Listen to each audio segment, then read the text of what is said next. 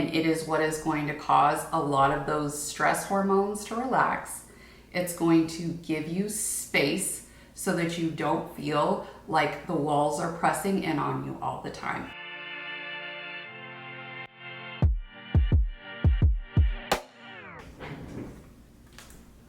I'm an oboe, and if you're watching this video, you are probably also an oboe. The piano, beautiful. The guitar, beautiful. Both of them are relatively easy instruments to upkeep and to tune and to just make sure that they're working correctly. The oboe is the most difficult instrument to keep in good repair and to keep coming up with the right sound.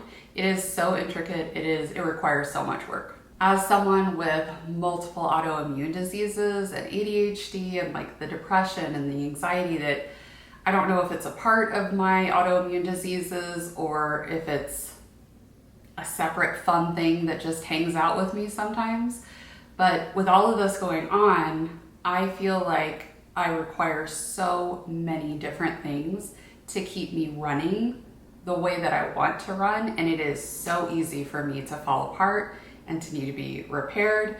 So I really wanted to talk about how to have chronic illnesses and still have a life that you enjoy and that is flourishing at whatever level possible. And I've been hesitant to make this video because I was diagnosed at 27, I'm 45 now, and I still feel like I have so much to learn.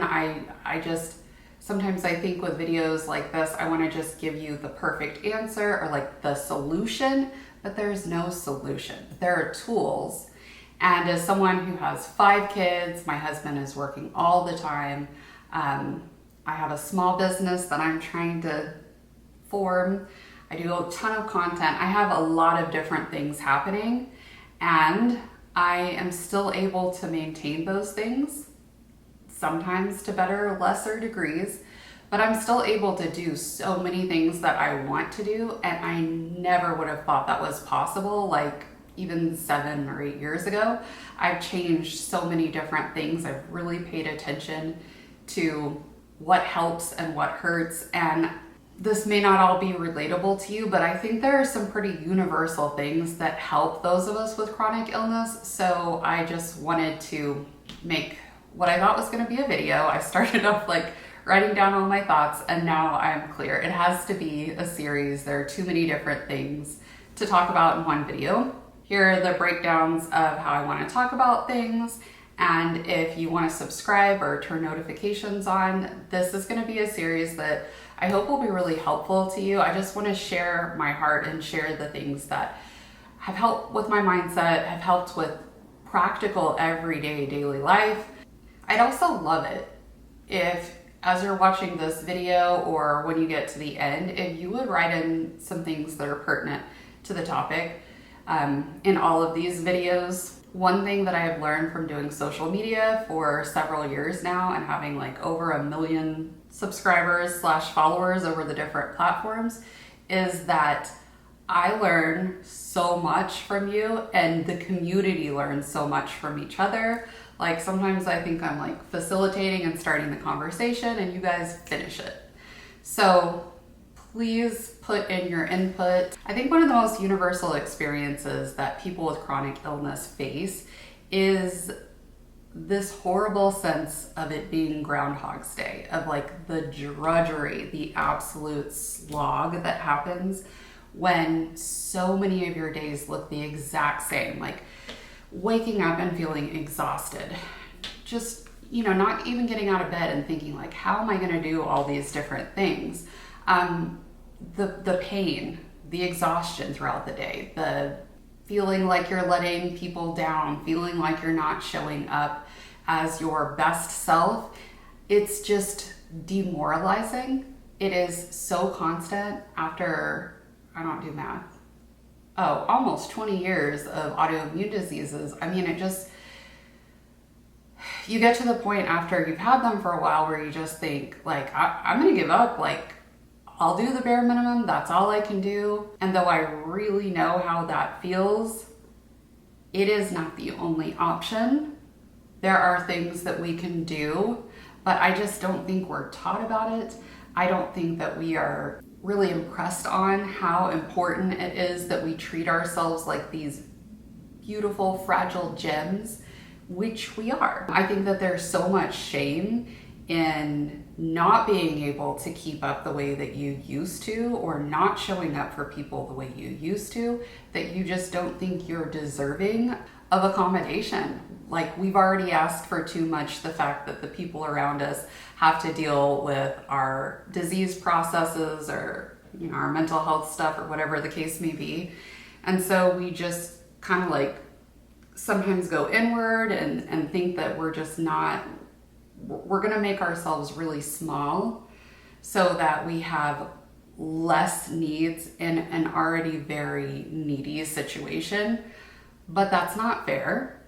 Sometimes you and I have to be the only ones advocating for ourselves, because maybe the people around us don't understand what it's like to live every day in Groundhog's Day, where it's so freaking hard just to move about your day and do normal stuff. And sometimes people just don't care. That is the way that it is.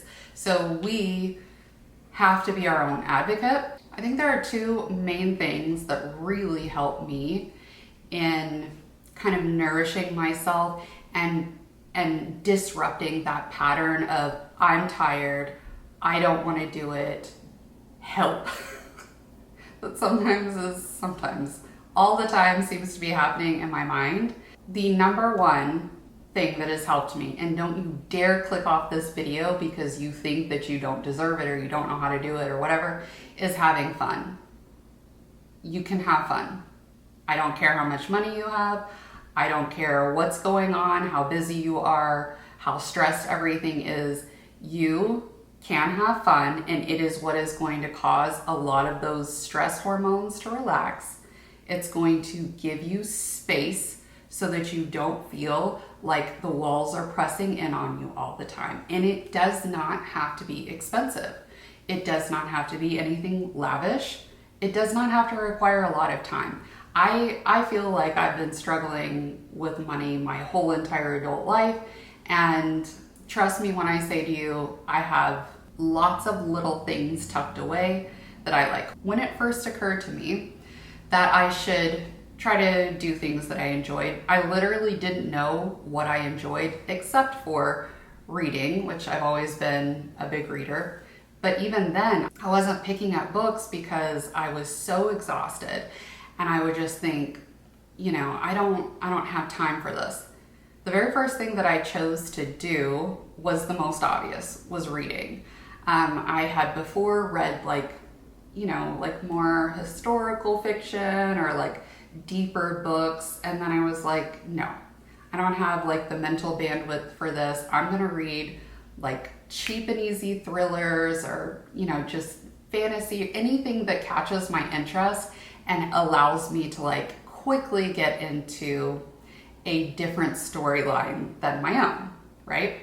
But reading couldn't be it. I'm a very creative person, and that had been stymied. Like, I'm not kidding you. I stopped reading. I stopped listening to music. I was just so in the fug of it that I could not have a personality even. Like, I just totally lost my personality. But anyway, I started reading fun, entertaining books.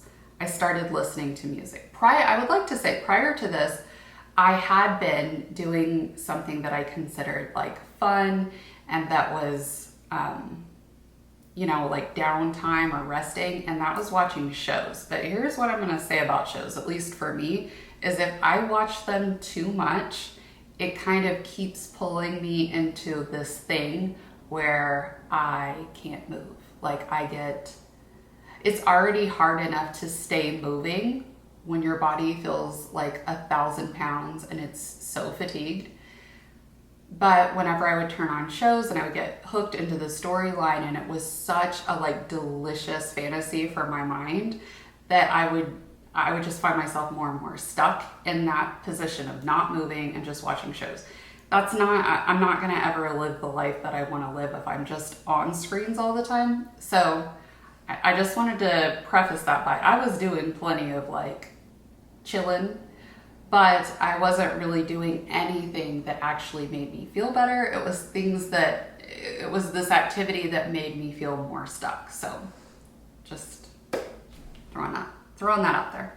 I've heard from literally hundreds of women that they don't know what fun is. They don't know where to even begin to discover how to have fun. And if that's your story, I would like to say, think about your childhood. Go back to what made you happy. And I don't care how basic or how elementary it seems, do it. If you love to color, get out some paper and color. Not in an adult way where it has to be perfect, like in a fun, easy way. If you enjoy like building or whatever, start with Legos or whatever is around you that's just tactile and that you can kind of create something.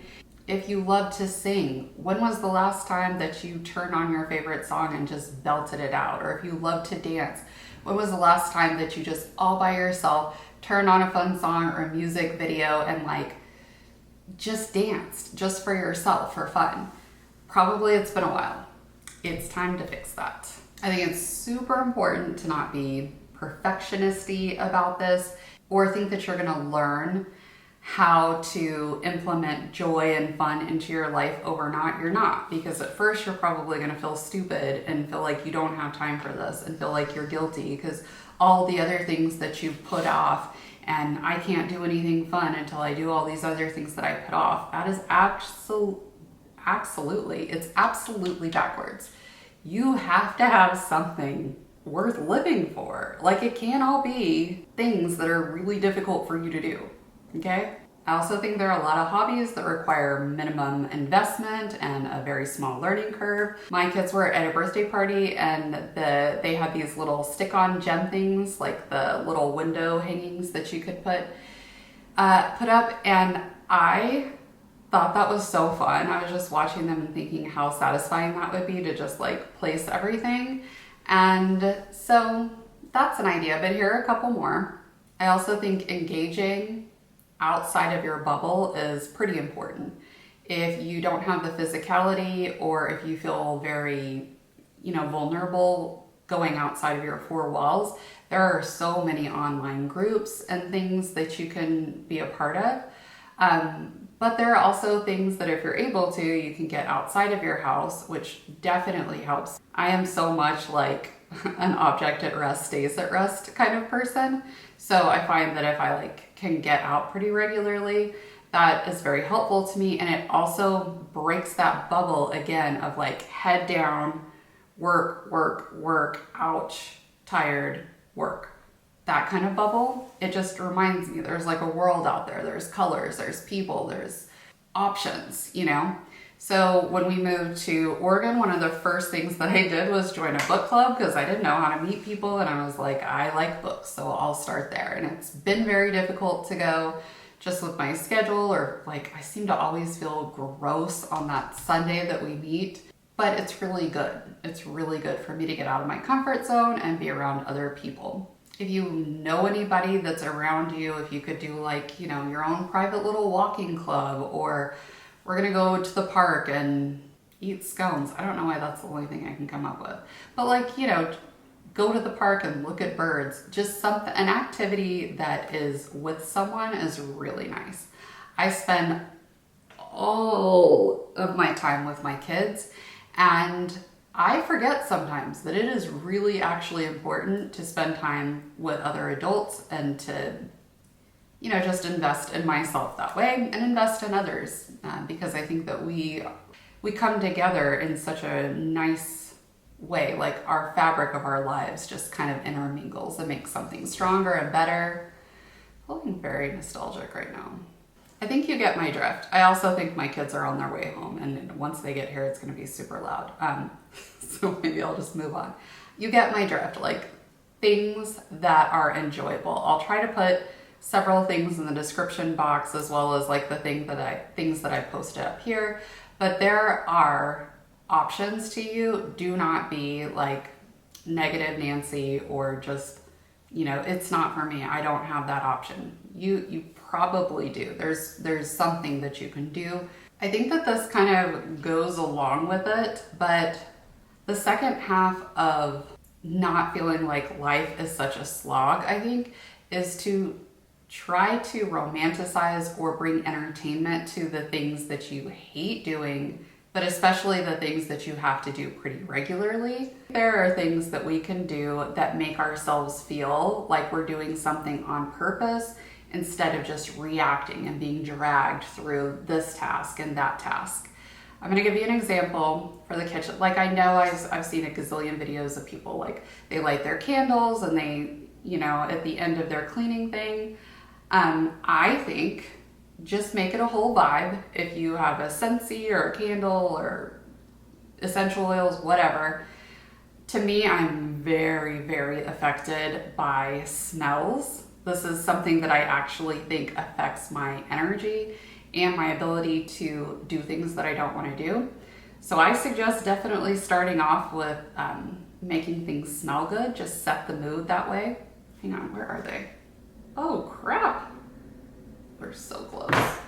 But another thing is, you could have an apron for doing dishes. You could have gloves so that it keeps your hands, from getting soggy and having to touch nasty stuff.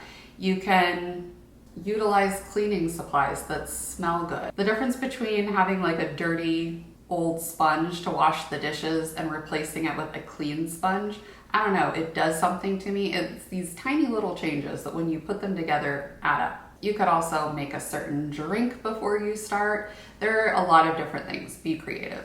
I also think I've talked about this a good bit, but having specific podcasts, audiobooks, shows that you put on when you're working and only when you're working is kind of a great payoff, at least for me. Like, I need to not be focusing on how much I hate doing these things. I like to just purposefully put aside something that's going to be like interesting to me. I've been super into audiobooks lately. Spotify has, if you're a part of their, I think, premium membership, which is maybe like, I don't know how much it is. It's $20 for like a family of 5 a month. But they have a ton of audiobooks that are free with your membership. So that's something to maybe check out. Again, I'll try to put some of these ideas down below. They're definitely almost here, but that's fine because this was kind of the end of what I wanted to talk about. If you have questions, definitely put them in the comments. I would love to know your thoughts. If there are things related to like introducing fun and popping the bubble of the daily grind, definitely put them in the comments. I'd love to read them, and I know other people, as they watch this video, will also love to read that and hear your input. So thank you so much for hanging out with me, and I will talk to you soon.